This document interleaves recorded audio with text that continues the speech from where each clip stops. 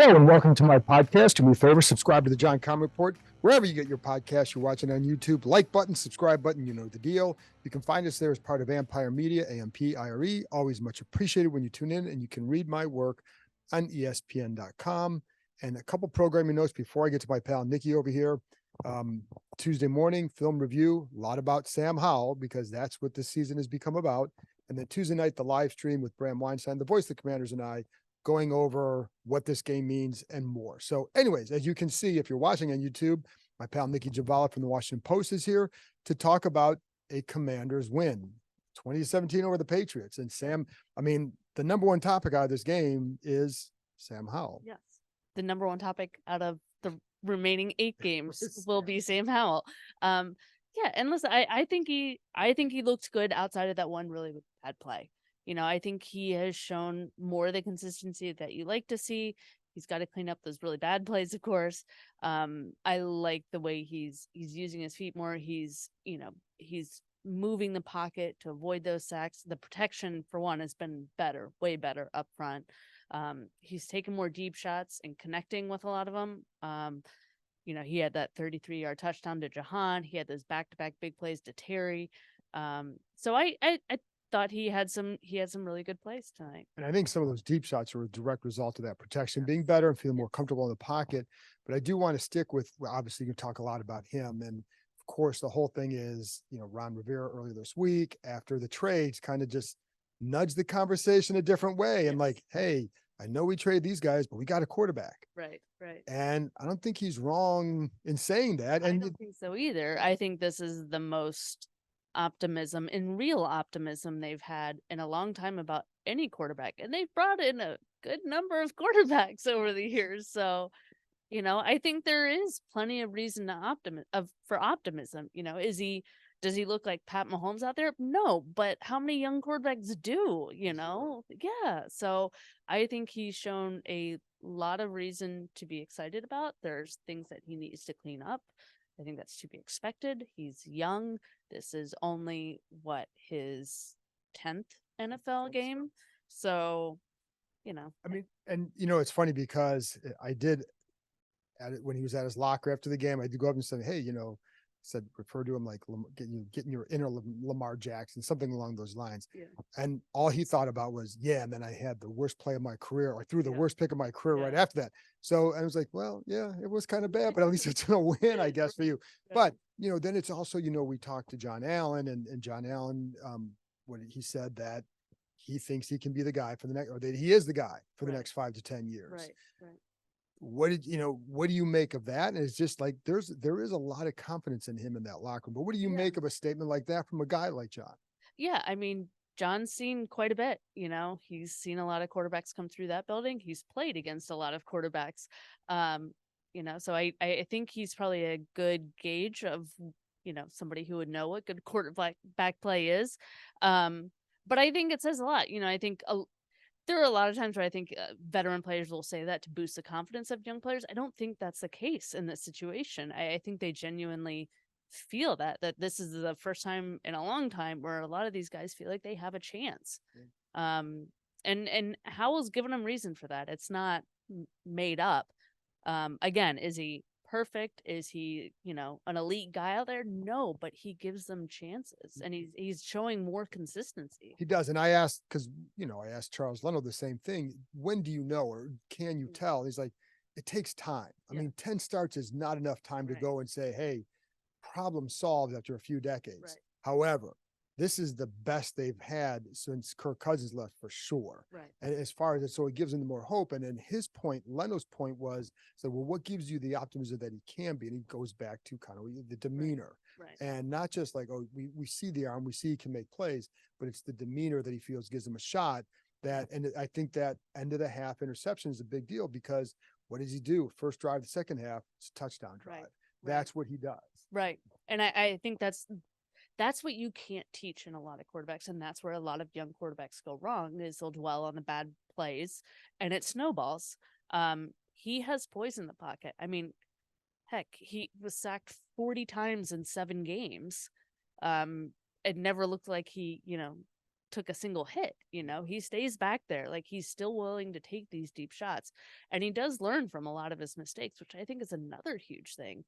And I feel like his pocket awareness, again, much of that is a credit to the protection up front, where he's able to move.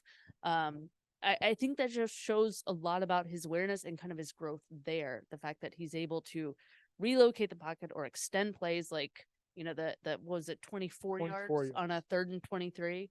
I mean, how many quarterbacks can do that, rookie or veteran? Not a ton. Not many. And what I like too is, like, for example, on the Byron, the Pringle play, Yep.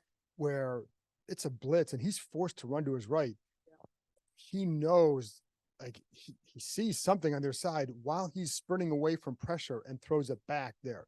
So to me, it's like, it's the eyes up, keeping the eyes downfield, because there are a few plays today that he made to one to Jahan as well, where because your eyes are downfield, you're able to make that play. We saw it last week against the Eagles too. So I think, and he's climbing the pocket. They are giving the protection, but it's a combination of things. But you can tell that I think he feels really good behind this group. I think that's evident. Comfortable behind there, and he's to me, the three biggest things are for a young quarterback, but really any quarterback, is confidence. Do they consistently play with confidence? The IQ, the football IQ, understanding what you're seeing and knowing where to go with the ball, and then physically being able to execute what you should. And he has all three. He's still getting better at all three, which I think is another good sign, but he has those pieces, and you don't find those in every quarterback. And the key here is facing the Belichick defense, because, before the game, the topic, the conversation during the week was, how are you going to do against that kind of pressure? Not just the pressure that they're playing, but the looks that they give you, because Belichick against young quarterbacks, always very good.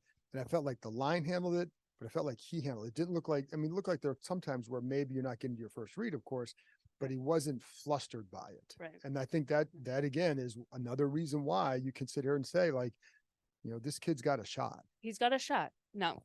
Could it, again, I don't want to be the pessimist, but you've seen, like, a lot of quarterbacks come through, and I don't want to, come off as like we're anointing Sam Howell. I think he has shown a lot of good things. He's impressed a lot of people. He's impressed me a ton. But that's hard to do. It is, I have standards, John. But I think that consistency for his growth, which comes up every single day with him, I think that is ultimately the key. Can he continue to build on these steps? I'll just say, I'm going to go on a limb here and say, I think people feel more confident than what they saw in Carson Wentz last year, or the 1 quarter or 2 quarters that Ryan Fitzpatrick played. 16 plays. 16 plays. Yeah. So he has given the best quarterback play since then. But again, it's because of all those factors. And it is funny, because when you watch him get hit, and he'll tell you, like, the next day he doesn't feel bad. He walks out of here like he went skipping through a field of roses or something. It's amazing. It's hard to sustain that, but product of youth. It's nice to be 20. How old is he? 22, 23? Sheesh, I'm getting old, Keim. That could be my grandkid. Well, not quite, but it is, you can't sustain like that. However, you can sustain with what the last couple of weeks, you can sustain that as far as like being durable and all that, because, and it's amazing. The change in the offensive line going to Tyler Larson has made a big difference. And the protection calls, there was an issue clearly in hindsight, and but you know what I mean? Like, and that, are you surprised at the difference those little moves have made? Yeah, I'm surprised at how stark of a difference it is. I thought there would be some improvement. I mean, Tyler Larson has been good for them in the past. He's a good player. I think the issue with him has been health, honestly. So if he can stay healthy, I think they get a real chance here. But I am surprised at how big of a difference it has been over these last 2 games. It's like watching a different team out there. He has time to throw. He's showing that confidence, like you said, to step up in the pocket. It's certainly not what they expected, I guess, when they signed Nick Gates, and I don't want to put this totally all on him, but he had a rough stretch there. So but this is where they are, and they made the right move to go to where they are. And it's funny because in a game like this, I always say, with every time we cover one of their games or wins, it shouldn't have been that close, right? But it's the turnovers. You lose, you give yourself a touchdown, give them a touchdown, because of the Brian Robinson. and then you lose points at the end of the half because the interception. And if I have any Ohio State fans out there, Kyle McCord made the same play against Wisconsin. When I saw that, I thought that's that's the kind of mistake you make in your first start. Yeah.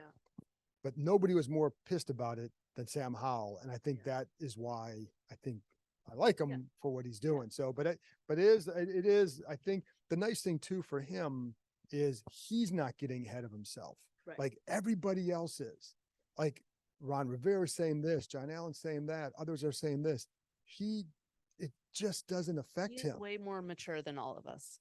Way more mature, certainly than I am. Definitely more mature than I was at 23. But I mean, that's another data point to add to, why he has a real shot here and why he's impressed them. Yeah, I mean, and it goes, and last thing on him too, and it goes back to some of his press conferences. He has a way of saying the exact right thing almost every time. Terry, Terry's very much the same way, and Terry's become the face of the franchise, with good reason. So those are the types of players you want to keep around. So do you look at, how do you then, what else you take from this win? Is this one where you say that it's a start of something, or is like, I don't want to say the start of anything, because it's always been about consistency with this team. They have these, these wins, these good moments, good games, whatever, but, then they'll falter the next week, or, completely come unraveled the next week or whatever. It's about consistency. I thought the one thing that really stood out to me was the play their drafted rookies, who, all of them seem to have big plays. I'll still say KJ Henry should have had a sack, even though it was called for roughing. I still have yet to figure out. I even talked to the official for their pool report, and I still don't know why it was called for roughing. I don't know what they're supposed to do on those plays. That to me is a classic football play. Yes. That is exactly what you would want a guy to do. And it's like, there's no part of that should ever be a penalty. I don't know apparently Dean Blandino said that it's like kind of by the rule, he did not like the rule, that aspect of it. Full body weight, which I get, but I don't understand how you're supposed to adjust as a defender in those situations, especially if you're on the weak side and you have the quarterback has his back turned to you a little bit. Like, what are you supposed to do? You can't just suddenly roll them, these are not small guys back there. At least the officials made it up on the next play when Emmanuel Forbes dropped the interception with help from somebody hugging him before the catch came. Yes. There were a few of those plays too where, very not so subtle holds were not called. But the roughing one was the one where it's like, and to be honest, I think the missed interference one was just big, because that either pushes him back. If he doesn't interfere, it should have been a pick. And to be honest, the missed calls went both ways. At times it felt like it was more on the Patriots, but I mean, Jamin got away with a blatant face mask. Like, there were a lot of missed calls in this game, but they ultimately came out with a W. But it's sticking with the young guys too, though, because that's the point. And this was, I mean, you have a story, and this is not like, it's not to absolve, because the last 4 years, the personnel moves are what they are, and it's why they're in this position. Right. So this is separate from that. Yeah. And if you guys should read it, it's the opportunity for correct. And that was a lot of the issues leading up is, they have this rookie class, and half of them either won't see the field or have yet to see the field. KJ Henry was one of them. And unfortunately for him, it didn't, because of the call, it didn't go the way you want, but it should have. And I think in the minds of most, he had a really big play. But he's not the only one. Andre Jones, 7th round rookie, had only played, I want to say, like 5 snaps coming into this game. He didn't get a lot more in this one, but he had the batted pass. Quan Martin with the game sealing interception. Emmanuel Forbes really stepped up. He looked like a different player out there. Just really sound coverage, had a couple pass breakups, had that key tackle on a 3rd down that forced a 3 and out. Had the near interception. So he looked like he has shown some progress. And I think, even talking about afterwards, he boiled it down to one word: confidence. And he had it. And to be clear, like, this rookie class and the young guys did a good job, but there was individual plays, not like these great games. And I'm not taking anything away from it. My point in saying that it was a good showing by them. Yes. And listen, when they beat, when they beat Atlanta, they had contributions from a lot of young players too, or backups. Yeah. That's how you get to this point. And so that was really good to see. But I think, Chris Rodriguez had a key special teams Yep. play. And so like you find ways to contribute. They're moments, they're flashes, but you need those. Right, absolutely. And they got them from a lot. That's the A key. lot. They got them from the whole rookie. I think every drafted rookie that was available. I mean, Ricky Stromberg was out with a knee injury. Braden Daniels, of course, is on IR. So I think they got him. And Mitchell Tinsley was undrafted, was inactive. But yeah, they got a lot of contributions. I think the bigger issue, which in this kind of, prompted the piece that I wrote Sunday, is, the overall development and the overall use and finding guys, developing guys, and ensuring they fit in the scheme and or tailoring the scheme around them. Because that's every coach says they do it. We tailor the scheme around the players, but do they really? I mean, if you can't use most of your rookie class, you bench your first round corner, you bench the center you signed in the offseason, then are you really tailoring it to anything? I mean, or is it just bad personnel decision? And I think, listen, when you haven't won in a long time too, it's all up for scrutiny because it is. I mean, listen, the personnel moves haven't worked as well as they needed to, especially this past offseason. Yeah. And one guy was benched and the other guy, Wiley, has had his moments. Right. Hasn't been that great this year at times. So now the last couple of games, it hasn't hurt him. So, and this just in, breaking news on the John Keim podcast. Magic has weighed in. Uh-oh. Would you like to hear what What does Magic Johnson say? This is what we're bringing to you. Bringing it to you live. It says, I'm very happy with my Commanders' win over the Patriots. Players stepped up on both sides of the ball and played consistent in the entire fourth quarter. He has shout outs to Coach Rivera, Coach Eric Bieniemy. Sam Howell did well executing the game plan. He threw for over 300 yards his third game this season. Special shout out to the receivers. They were excellent, caught about everything Howell threw their way today.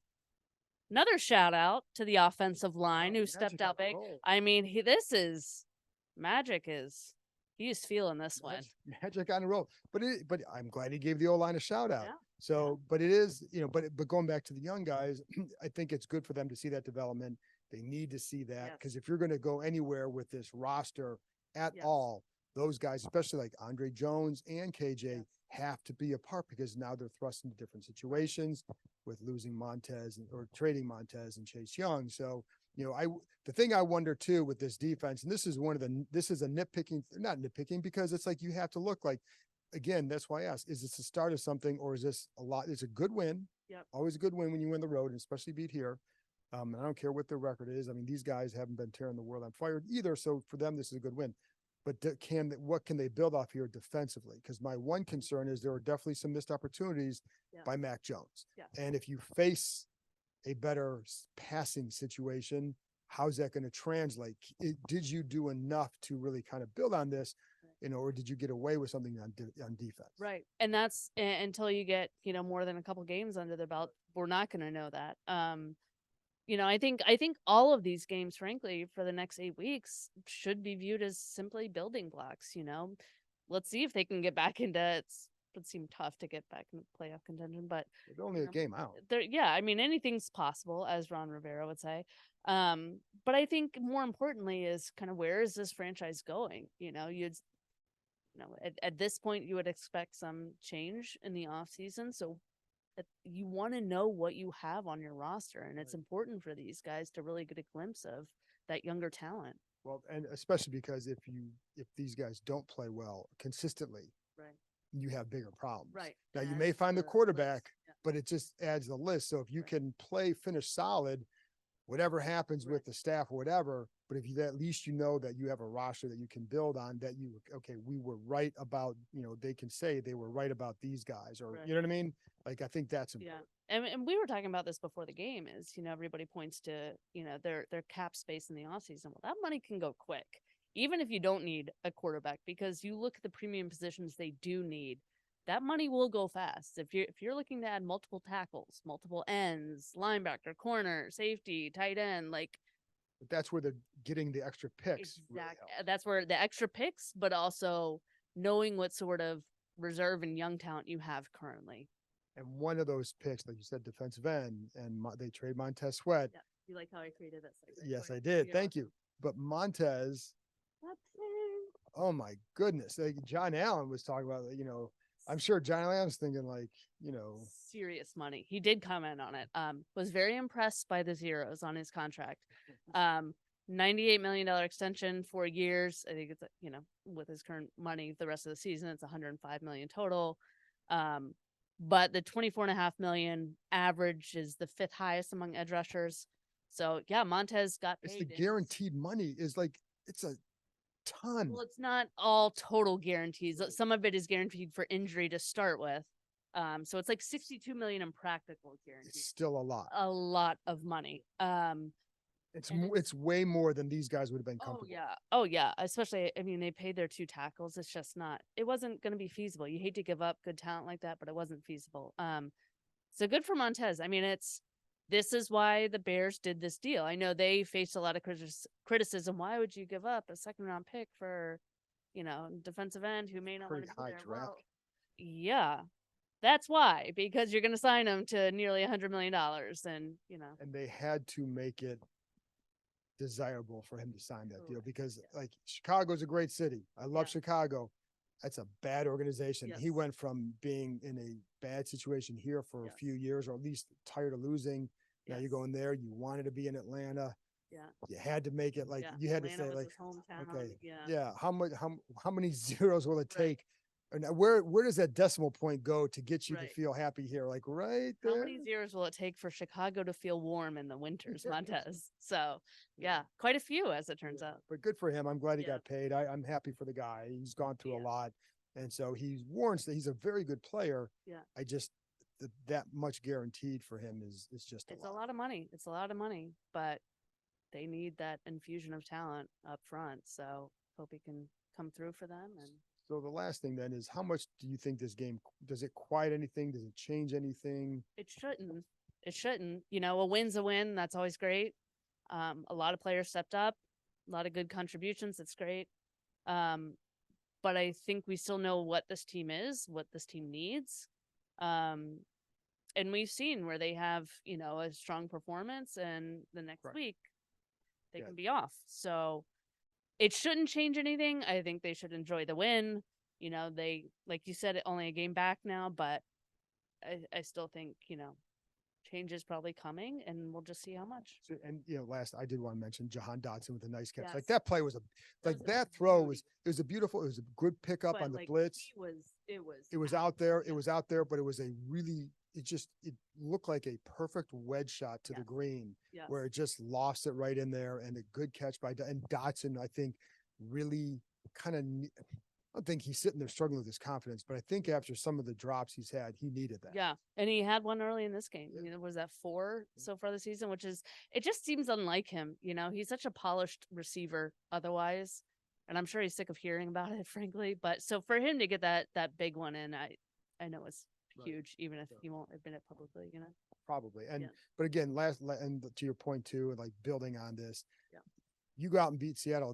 The problem is everybody listening to this knows that, well, they could go out beating Seattle, and then the Giants come to town, a crappy Giants team, and the crappy Giants team seems to like stymie the momentum. But anyways, first things first, they got the win here. They have a young quarterback that they feel really good about and should feel really good about, and they're going to have to build on. That's the kid you build on right now and see where it goes with him. Right. So anyways, thanks for coming on as usual, Nicki. You can follow our work, read thewashingtonpost.com.